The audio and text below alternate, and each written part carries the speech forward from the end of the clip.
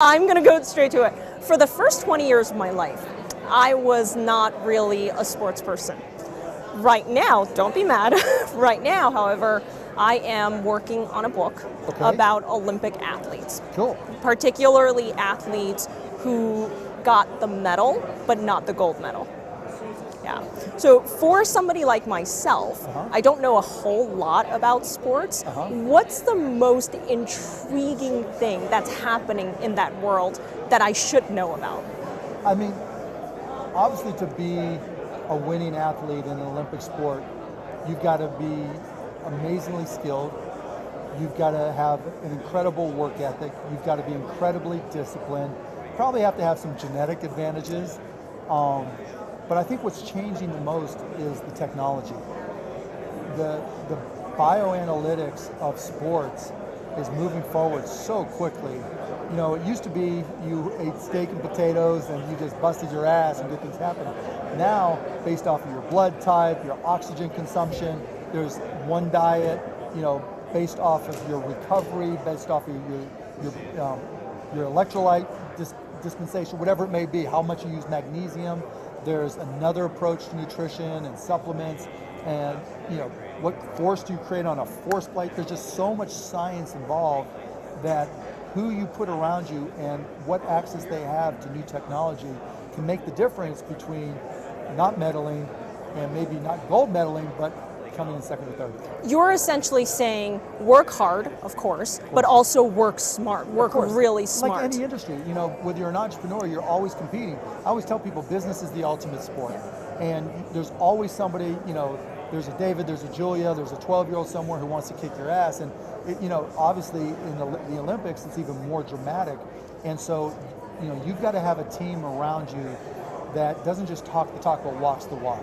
They have to understand what the state of the art is, and for legal stuff, right? I'm not talking about doping or anything like that, but just from a training perspective, that gives you an edge because it all matters. I know with the Dallas Mavericks, you know, we have a company, Orco, that does blood testing, and will create benchmarks on their blood tests with oxygen consumption, you know, the strength in their legs, their explosiveness, and we'll monitor that over time. Because you have to deal with, there's just so many things. You know, how you sleep makes all the difference. So if you have an event, Olympic event at 8 a.m., what time you wake up, you know, what time you go to bed, what time you wake up, and what you do before your event is critical. Yeah. And so that science is just changing sports. Yeah, because for the longest time, for those of you who know me, I was not a TV person. I never dreamed of being on TV. And when I first got on TV, I was very afraid, frankly. And I thank you, Will. I look to sports coaches for help, you know, how they prepare their athletes for a fight of their life, a battle of their life, because they are in the, it's preparation.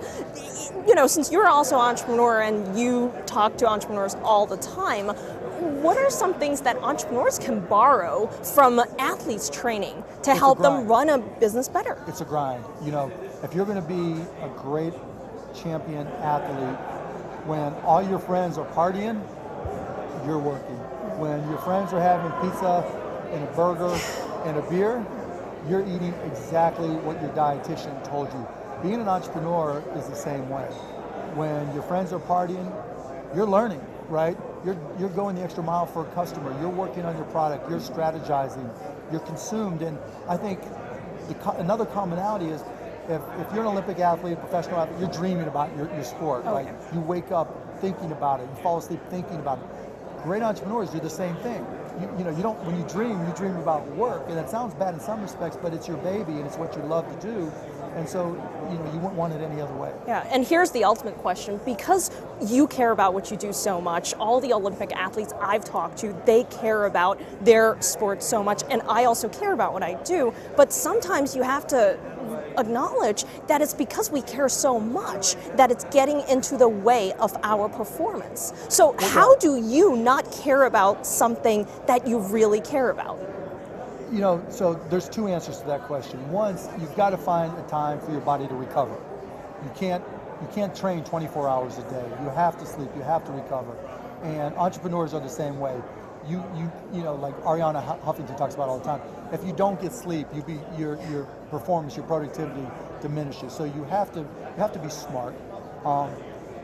the second part is, you know, you have to get out of your own head sometimes. I talk to so many entrepreneurs that induce their own stress. You know, they just get stressed about every little thing they can't control, right? And so, you know, you're like, oh, what about this? What about this? It's just like, you just gotta say F it, right? You just gotta, this is where I know I have to improve. This is what I can do. I can learn from what I see on the outside, but I can't drive myself crazy. And I think so many entrepreneurs, I talk to people all the time, and like, I swear, half the questions I respond to from Shark Tank entrepreneurs, my first word in the sentence is relax. Yeah. Relax. Get your composure and focus. Because if you get scattered, you know, and I say this about employees too. The best employees are the ones that reduce the stress of people around you.